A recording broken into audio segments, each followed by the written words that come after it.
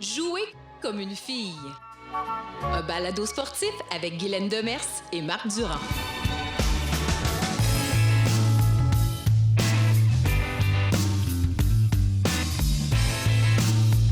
Les grandes luttes féministes des années 70 ont certes porté fruit.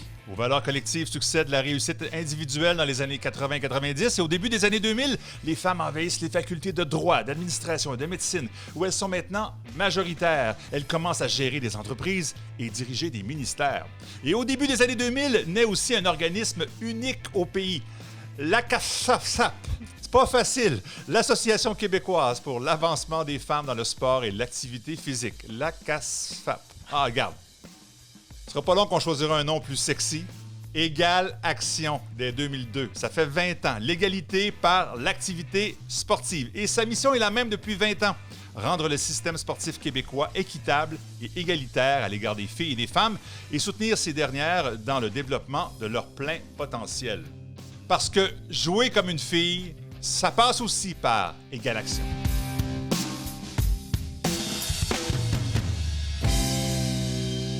La CAF-SAP. Ça a l'air qu'on n'a jamais utilisé ça, finalement? Non, ça n'a pas duré. C'était juste pour enregistrer l'organisme et notre invité pourra nous en parler. Oui. Mais on s'est vitement mis à la tâche de trouver un nom plus user-friendly. Et c'est le cas. Alors, Guylaine Demers, bonjour. Allô, Marc. Sylvie Béliveau, bonjour. Bonjour. Alors là, je comprends bien, on a deux des fondatrices de Égale Action il y a 20 ans. En fait, c'est vraiment Sylvie. Moi, je suis arrivée dès les débuts. Je n'ai pas l'étiquette fondatrice, mais Sylvie, elle m'a recrutée. Ça n'a pas été long, mais c'est vraiment elle, la vedette, la queen. Et c'est à cause d'elle qu'on a Égale Action. Et c'est une vedette depuis plus de 20 ans, plus que depuis Égale Action. Entraîneur-chef pionnière, la toute première Coupe du monde féminine FIFA en 1995.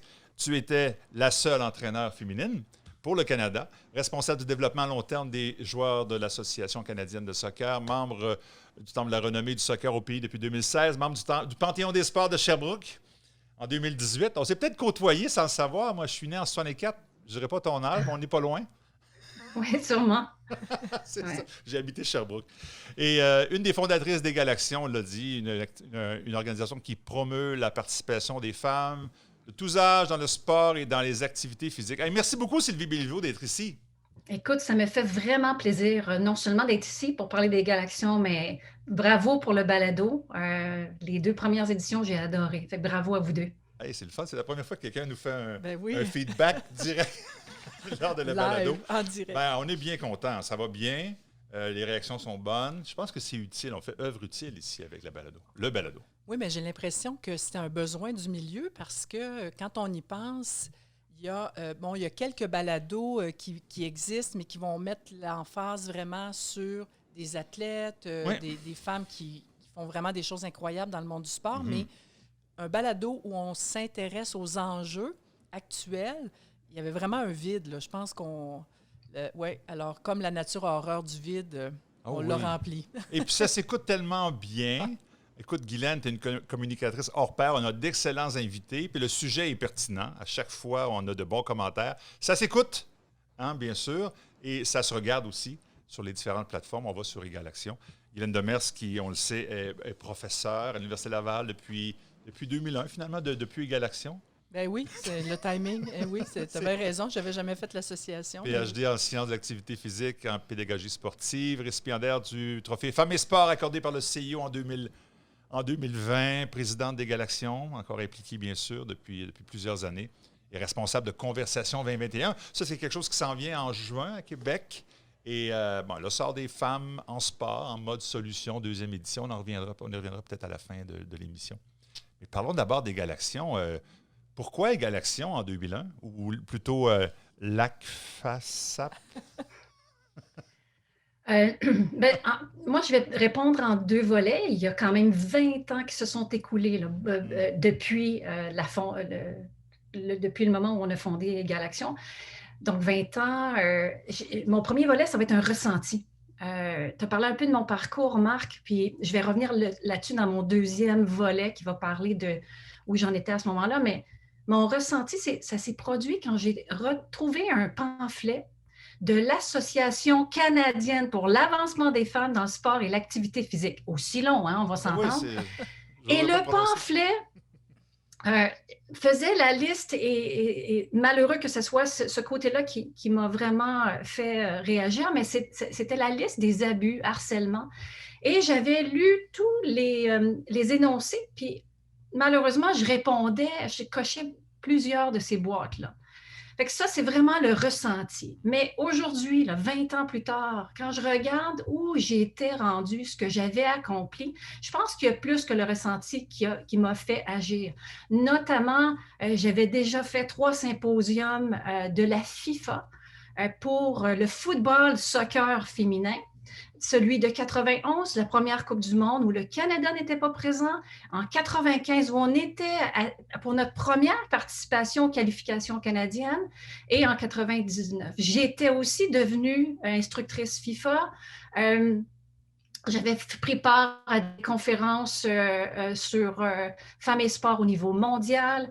Et j'ai été devenue membre du conseil d'administration de l'Association canadienne de soccer. Puis ce qui est intéressant dans ça, c'est que j'étais la seule femme responsable du portfolio femmes développement du soccer féminin, sans vote, sans voix. Et ça te parle parce que quand tu représentes tout le volet féminin au conseil d'administration, une femme sur, il y avait 20 personnes à ce moment-là. Guylaine, on parle de ratio minimum de 30%, hein, on parle du minimum pour que des entreprises aient du succès. Bien, j'étais la seule femme à porter sur mes épaules tout le volet femmes et sport.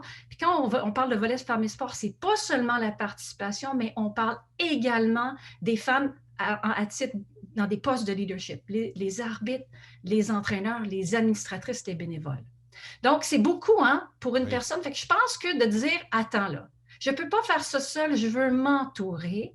C'était déjà le faire au niveau de l'Association canadienne et de créer un comité féminin, mais c'était aussi de revenir au Québec et de dire, qu'est-ce qui existe au Québec? Et j'ajoute mon dernier élément qui était francophone.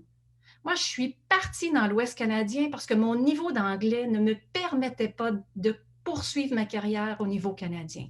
Donc, apprendre l'anglais, c'était un incontournable. Mais quand on fait face à des situations qui sont déplaisantes, qui te mettent très inconfortable, non sécuritaire, c'est pas en anglais, c'est pas dans une deuxième langue qu'on veut s'exprimer, c'est peut-être beaucoup plus dans ta langue primaire. Donc, ça fait partie de ce qui m'a amené à dire il faut qu'il y ait quelque chose au Québec. On voit que tout est réfléchi, tout est bien ordonné, bien expliqué également. Guylaine, tu vois un respect, je pense. Moi, Sylvie, c'est mon idole. Je pense qu'on se respecte mutuellement énormément. Oui. Mais c'est quand on revient, il faut s'imaginer, des fois, on oublie. Tu sais, quand Sylvie parle de 95 ou quand tu étais sur le conseil d'administration, ça ne fait pas 60 ans, là, c'est pas dans les années 40, là, c'est très récent dans notre histoire femmes et sport. Alors, oui, on peut apprécier où on est rendu, mais il y a encore vraiment des barrières importantes. Mais pour moi, Sylvie, elle a eu, tu sais, au-delà de dire, bon, OK, il faudrait qu'il se passe quelque chose au Québec, mais la première chose qu'elle a faite, là, on n'a pas parlé de façon précise, mais elle est allée cogner à la porte du gouvernement pour avoir de l'argent. Oui. Tout de suite, là, elle n'a pas niaisé, là. Fait que si tu veux nous raconter comment ça a parti, parce que Égale Action, c'est pas un beau matin, tu t'es levé et tu te dis, bon, ben c'est parti cette affaire-là. Ben oui, un peu comme ça, c'est comme le coup d'envoi au soccer. Hein? Tu mets la balle à terre, puis ça prend des joueurs, ça prend des joueuses. Donc, c'est un petit peu mon approche hein, pour le démarrage. J'ai une idée dans ma tête. Je ne suis pas toute seule, là, j'en parle autour de moi, mais c'est d'aller chercher les premières championnes. Tu ne peux pas aller cogner à la porte du gouvernement sans aller chercher au départ des alliés. Puis c'est drôle, hein, mais je vais parler là, du démarrage d'alliés au féminin. Donc, euh, avec un sentiment de justice, je me disais, moi, je représente le sport collectif, je vais aller chercher celles qui existaient à ce moment-là, là, qui étaient des leaders du système, notamment Hélène Lauzon, qui était DG à Volleyball Québec, mais qui avait été aussi une gestionnaire à Volleyball Canada. Elle avait un beau parcours. Je pense à Élise Grenier du hockey, André Martin du tennis. Donc, sport collectif, sport individuel et une incontournable, Suzanne, mon Dieu, là, je manque son nom. Suzanne Laberge.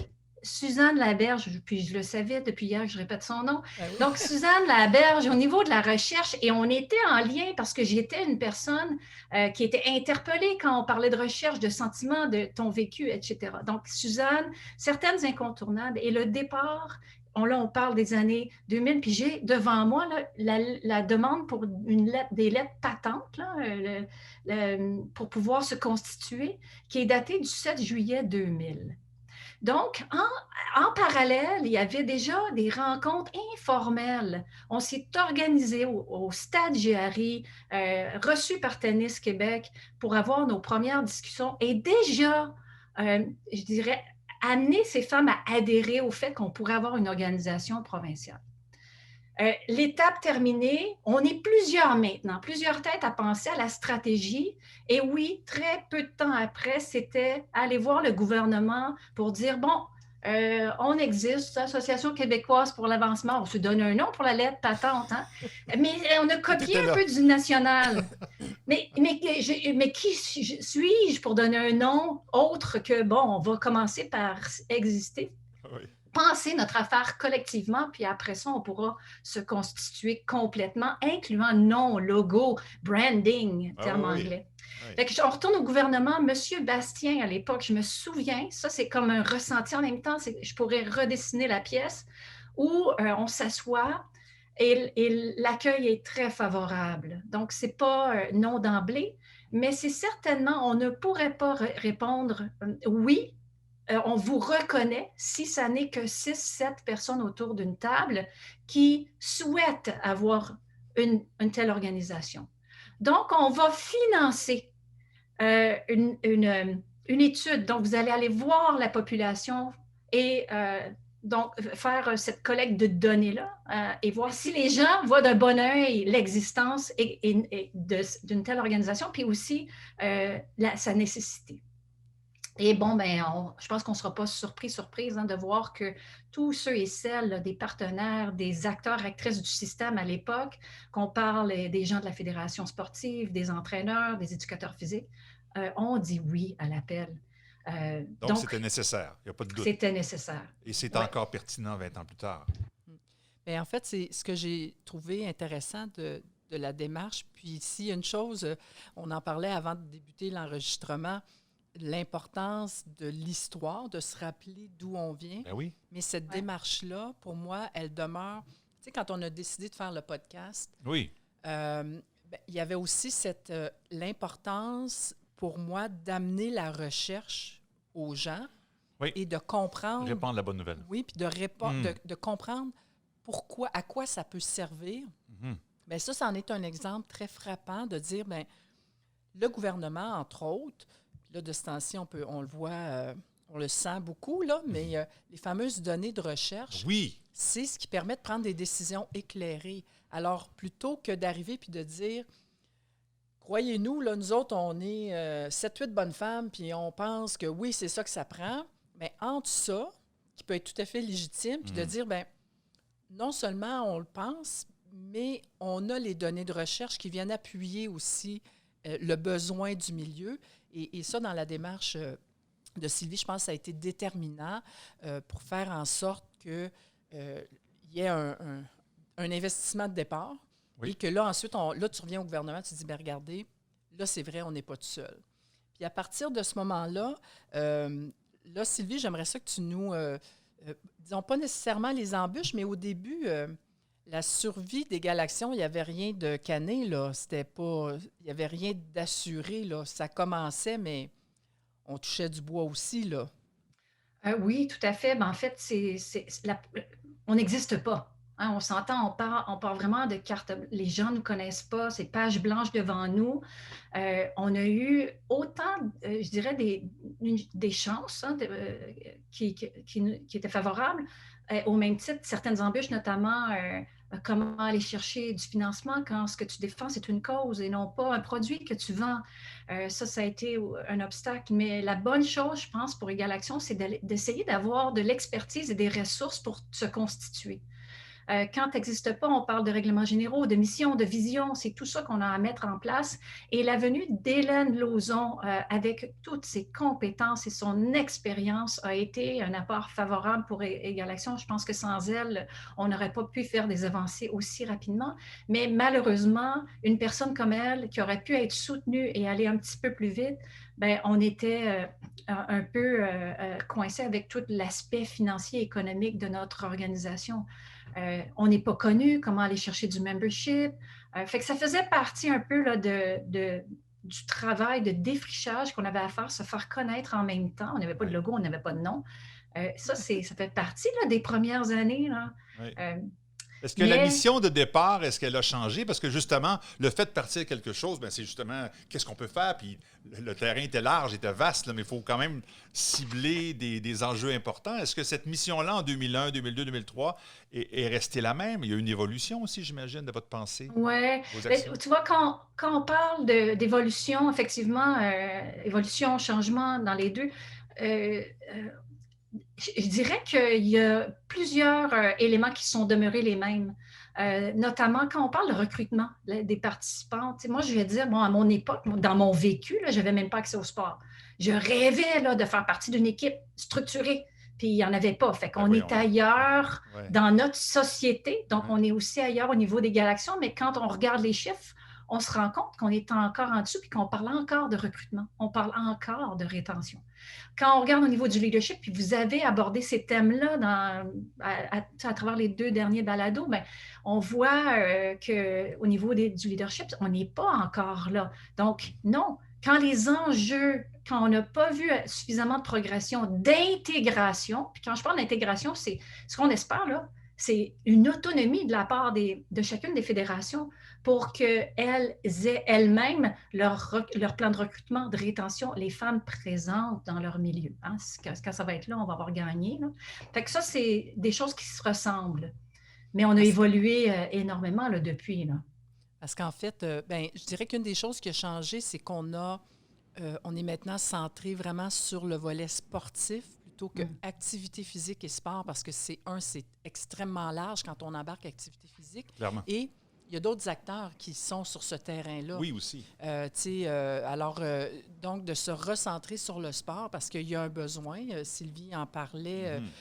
Nos derniers chiffres qu'on a au Québec, là, les filles dans le sport fédéré, donc organisé, les filles représentent 36 % des participants de tous les sports. Donc, il y a encore du travail. Les entraîneurs, on est à 22 % au Québec, de femmes seulement. La mission, ce qui a changé, c'est le bout activité physique qu'on a laissé de côté, mais d'arriver à avoir un système sportif équitable, égalitaire, on n'y est pas. Ouais. Puis des fois, on dit en boutade entre nous, en fait, Égal Action, ultimement, on souhaite disparaître. Bien, OK. Bon, non, mais c'est une bonne question. Oui, parce qu'effectivement, on sent que depuis quelques années, les fédérations ont maintenant des politiques. Hein? On voit certaines fédérations qui sont plus actives que d'autres, mais ils ont sur papier des politiques d'égalité, de chance au niveau administratif et tout ça. Alors, êtes-vous devenu un peu comme des chiens de garde maintenant? C'est-à-dire, on s'assure juste que tout le monde fasse sa job? C'est un peu ça, la Égal Action? Bien, moi, je dirais non, mais beaucoup plus d'accompagnement. Et l'accompagnement, on va parler au départ là, encore dans l'histoire, puis qui nous ramène à une partie qui a évolué. Au départ, on a eu du financement pour être un organisme multisport, mais plus tard, le gouvernement distribuait une source de financement, des fonds auprès des fédérations sportives pour des projets précis. On était dans l'action projet très ciblée. Aujourd'hui, on est dans le changement au niveau des organismes sportifs. Donc, beaucoup plus d'éveil sur un changement global. Et donc, on rentre dans du PSAF qui existe toujours, à ces 50-50, un projet qui permet aux fédérations de faire une certaine analyse de leur situation et de recevoir cet accompagnement-là. Savoir quoi faire. Est-ce qu'on l'a enseigné quelque part? Ouais. C'est quoi là, la prochaine action? Je fais quoi pour en avoir plus de femmes? Quand moi, là, je suis vendue à l'idée, parce qu'on en a de plus en plus là, des gens qui souhaitent là, que les choses changent, qu'il y ait plus de filles, de femmes. Exact. Mais après, la question, c'est comment je m'y prends. Ouais. Ça, Et je donc, pense moi, que je vois c'est plus l'accompagnement. Oui, bien, et je pense que c'est dans le cheminement des Galaxions, ce qu'on a pu observer. Au départ, sérieusement, là, Hélène, elle nous en racontait des fois, là, qui était la directrice. En fait, c'était notre seule employée. Au début, il y avait juste Hélène. C'était Galaxion, c'était Hélène. Là, ouais. Oui, puis elle n'était pas à temps plein. C'est ça. Donc, puis comment il a fallu qu'elle aille frapper aux portes tout le temps. C'était toujours elle qui allait au-devant tout le temps, tout le temps. Puis à un moment donné, c'était vraiment, oh non, pas, tu sais, comme pas encore. Tu sais, voyons, tu sais, une affaire, tu sais, vraiment l'affaire de bonne femme. Tu sais, c'était... et donc, à force de vraiment d'aller vers et qu'éventuellement, la perception de la communauté sportive nous voit vraiment comme on veut aider. On est là en soutien, on va vous permettre d'aller plus loin. Mais ça, là, ça a pris quasiment 15 ans facile. Ouais. Et puis, tu as tout à fait raison, Sylvie. J'aime ça quand tu dis on est passé de... On va quémander, on va cogner à... Maintenant, les gens viennent vers nous davantage parce qu'ils réalisent... En fait, on est là pour le bien-être de tout le système sportif. Clairement, là. vous êtes une référence maintenant. C'est comme ça qu'on vous voit. Oui, on vous perçoit autant le gouvernement, je suis convaincu, que les fédérations, que les intervenants sportifs. Oui, puis ça, je pense, c'est certainement... Puis écoute, Sylvie est là vraiment, vraiment depuis le début. Là, elle a vécu toute la gestation et jusqu'à aujourd'hui. Puis ça m'amène à te poser la question, quand tu regardes ça, de quoi tu es le plus fier de cette aventure des Galaxions? Je dirais tout d'abord du groupe, parce que je répète, moi, c'est le coup d'envoi. Une fois que la balle a été à terre, il y a des actrices qui ont fait la différence. Mais quand je regarde la relève, la fierté, c'est de voir, tu l'as dit, Guylaine, on ne souhaite plus exister, mais maintenant qu'on existe, c'est de voir la relève, de voir qu'il y a d'autres femmes qui se lèvent, même des hommes. On le voit au conseil d'administration, maintenant, l'apport et la présence d'un homme. Mais c'est ça, c'est de voir cette transformation-là, de voir que ce qui a été mis au monde est rendu là où il est rendu actuellement. De voir la beauté quand on parle du site, notre visibilité, la documentation qu'on était capable de produire. Et ça n'aurait pas été possible sans l'apport du gouvernement aussi, mais et des alliés, des partenaires. Donc, chapeau et Galaxion, mais ma fierté, c'est de voir comment ça continue d'évoluer. Je suis en admiration.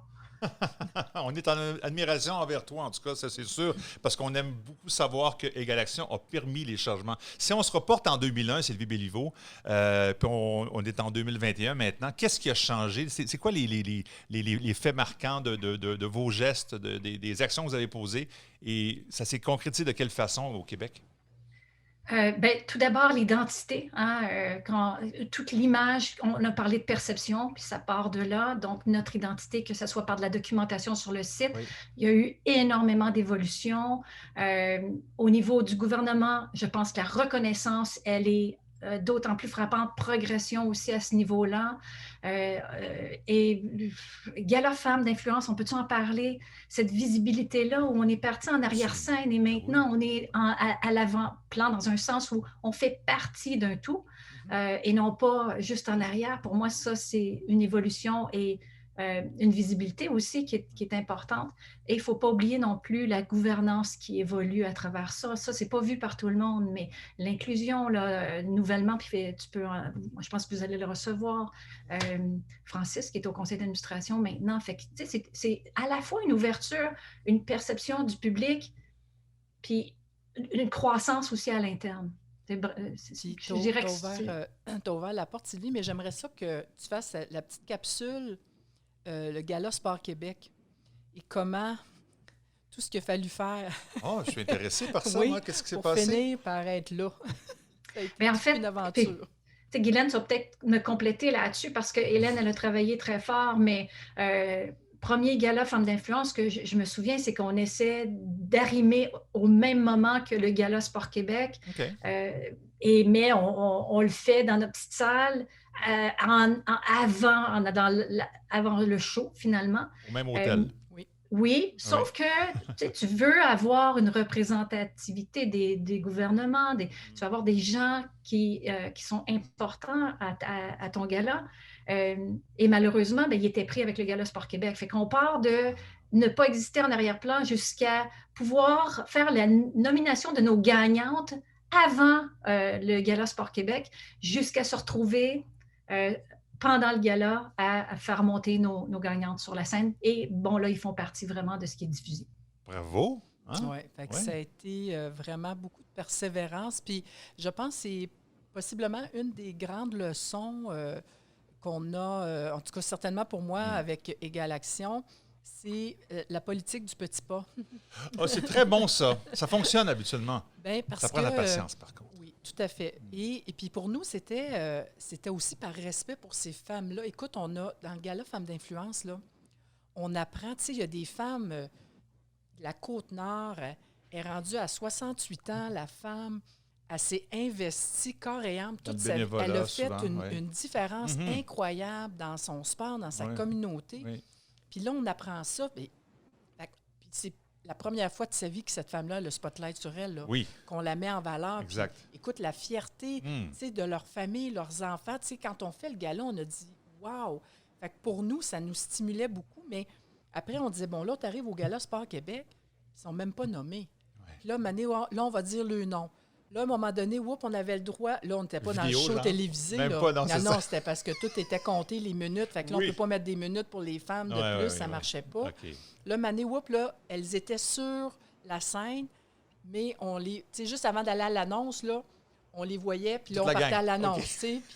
Et jusqu'au moment où les derniers, c'est Ouais. qu'à notre gala, on veut toujours le faire Il est toujours là, avant, le gars-là. Oui, oui. parce que Mm.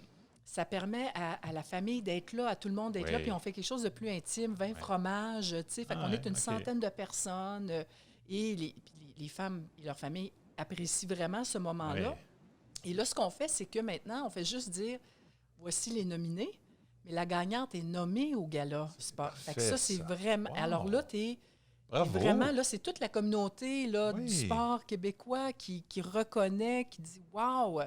Mais et ça fait pas longtemps là, qu'on est rendu là. Tu sais. Donc, c'est au niveau Ça fait entraîneur, quelques- bénévole, officiel, toutes ces catégories-là tu sais, habituelles. on a au niveau, C'est ça. c'est ça, là, Oui. local, régional, C'est ça, oui, international. absolument. Un beau gala, d'ailleurs. Oui, oui, Chaque année. la Il est en ligne relève, cette année. oui, Ça c'est risque d'être le cas encore cette fois. C'est déjà déterminé. C'est déjà déterminé. C'est Mais déjà ça reste un déterminé. beau spectacle. J'avais assisté d'ailleurs à la dernière édition comme spectateur. J'avais été très impressionné.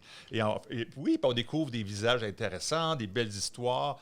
Et bien sûr, c'est une belle fierté pour Égal Action d'avoir organisé tout ça.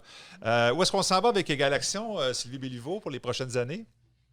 Ben, moi, je pense qu'on poursuit À ce part de fermer les rayonnement-là. portes, là. Oui, Ça, c'est c'est- ça. À part de mettre Non, la mais clé dans la porte. je sais que c'est votre objectif de fermer les portes, là, mais disons que ça continue encore quelques années. Où est-ce qu'on s'en va? Oui, oui, non, on est dans la fleur de l'âge, là, je dirais, avec la recherche qui s'amène au Québec, avec l'éveil. Hein, vous avez parlé d'éveil, puis moi, je vais en parler, ce qui fait que Égal Action rayonne d'autant plus. Donc, tout ça favorable. Je pense qu'il faut rester organique dans le sens où il y a la COVID, comment on répond puis ça, c'est pour tout le monde de toute façon, mais il y a un enjeu qui vient avec la COVID, surtout auprès des filles et des femmes. Donc, rester à l'affût, rester agile. Après, ben, il va y avoir de la demande. Fait qu'on continue. Je pense qu'il y a une nécessité d'avoir plus de ressources, de capacités quand on parle de formatrices, de personnes qui peuvent accompagner ces fédérations-là, qui veulent changer, puis qui ont parfois besoin d'un soutien également. Une chose que j'ai Mais remarqué- que du beau. Oui. C'est bon, oui, absolument. Puis une chose qu'on en parlait un petit peu, j'avais assisté à une de vos conférences, ateliers il y a quelques années. Puis, bon, Sylvie Béliveau me disait quelque chose, évidemment. Mais lorsqu'on lit un peu sur vous, on se rend compte que finalement, oui, l'humilité est une de vos qualités. Mais en même temps, vous avez fait tellement de choses en soccer. Vous avez participé aux 3 derniers Jeux olympiques, je crois, au niveau avec la FIFA. Et là, je ne veux pas me tromper, mais je sais que vous avez un rôle important encore avec la FIFA. Donc, vous êtes, au niveau international, vous êtes reconnu pour votre implication depuis plusieurs années. Vous faites quoi exactement avec la FIFA, entre autres? Bien, en fait, ma participation FIFA, c'est été à titre d'instructrice. Donc, Oui. en fait, avec le changement de la présidence, ils ont aussi changé, puis sont retournés vers la nouvelle génération, ce qui est génial, également des anciennes, mais mon parcours a été de 1999 à 2016, Oui. dont 3 Jeux olympiques, toutes les Coupes du monde, incluant celle de 91, là, je ne la compte même pas. Donc, j'ai fait toutes les éditions. Puis ce qu'on fait dans les Coupes du monde, c'est cette analyse-là du sport au féminin. Vous savez, une des choses qu'on n'a pas discuté, c'est quand moi, j'allais à des cours d'entraîneur, tout ce qu'on me donnait comme contenu, c'était des standards masculins, la distance parcourue par des hommes. Jamais on avait du contenu au féminin. Fait qu'en fait, à faire partie du groupe d'études techniques, c'est de faire ressortir ces standards-là, ces tendances-là du jeu au féminin. Jeu, foot, joué par les femmes. Ça, c'était mon rôle, en plus de faire des formations au niveau international à titre d'instructrice dans plusieurs pays du monde pendant une dizaine d'années. Et Sylvie nous montre souvent plusieurs photos très récentes où elle donne une formation en soccer et c'est la seule femme, puis il y a 22 hommes. C'est encore le cas aujourd'hui. C'est encore le cas aujourd'hui. Ouais. Donc, il y a encore du chemin à faire avant de fermer Galaxion. Oui. oui, on va rassurer notre directrice générale. Là, Oui. on ne ferme pas. Puis nos employés, là, non, on ne ferme pas la porte tout de suite. On ne met pas la clé dans la porte. Ouais, écoutez, je suis encore une fois très impressionné par votre parcours, Sylvie, tout le travail qui a été fait, Galaxion. On peut bien sûr trouver toute l'information sur votre histoire et sur bien plus des données, des statistiques sur le site des Galaxions. Oui, c'est très facile, lesgalaxions.com. Tout simplement, c'est ça. Tout simplement. Et on a d'ailleurs, je pense que dans l'évolution, c'est qu'on a maintenant, on donne accès, on a une boîte à outils. Oui. Et il y a une foule de documents maintenant qui sont appuyés par la recherche, qui sont gratuits, téléchargeables, où justement, on cherche des façons de mieux recruter, on cherche des façons de retenir davantage les femmes qui sont dans notre organisation. Comment on passe des entrevues? Tu sais, on en parlait dans une de nos émissions. Là, on recrute un bras de distance, là, ta technique. Là. Oui, la technique. Et pas la mienne. Le genre de questions qu'on pose, qui est là sur le comité de sélection. On a aussi sur l'écriture épicène, qui est un beau mot, mais comment on écrit de façon inclusive. Ici, à chaque fois qu'on parle de notre sport, c'est toujours l'entraîneur, le gestionnaire, le directeur, l'image que tu projettes, c'est pas mal masculin. Et je pense que dans les belles choses qu'on a faites avec Galaxion, c'est le développement d'outils accessibles en français, gratuits, parce que l'idée, c'est pas de faire de l'argent, mais c'est de faire avancer le système puis d'outiller les gens clairement. Là. Puis pour moi, ça fait partie des belles actions des Galaxions maintenant. Oui, tout à fait. D'ailleurs, Sylvie et moi, on travaille en ce moment à développer d'autres ateliers. C'est ça. Bien, écoute, on prend pour acquis que les gens sont de bonne foi.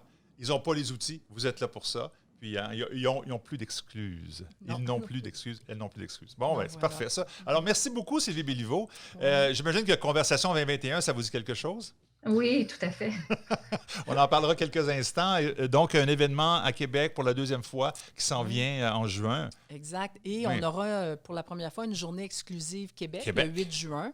Et c'est vraiment Sylvie et moi qui allons conduire la locomotive de cette machine. Et le 10 et 11, ce sont nos journées nationales, Canada et internationales. Effectivement, on a déjà plusieurs collègues qui vont recevoir la conférence internationale en 2022 en Nouvelle-Zélande, qui vont venir voir parce qu'ils sont très curieuses et ils savent qu'on va bien faire les choses. Alors, bien sûr, encore une fois, Conversation 2021.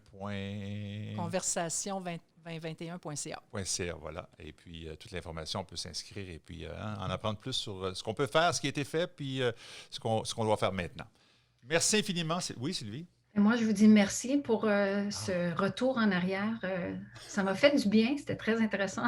Ce qui est le fun, c'est que c'est un retour en arrière, mais c'est aussi un pas en avant. Oui, tout à fait. Formidable. Tout à fait. Oui, puis un appel à tous peut-être, hein? Un appel à tous. On vient de là maintenant, combien d'autres personnes peuvent se joindre à nous pour continuer le mouvement. Et c'est ça, c'est un mouvement.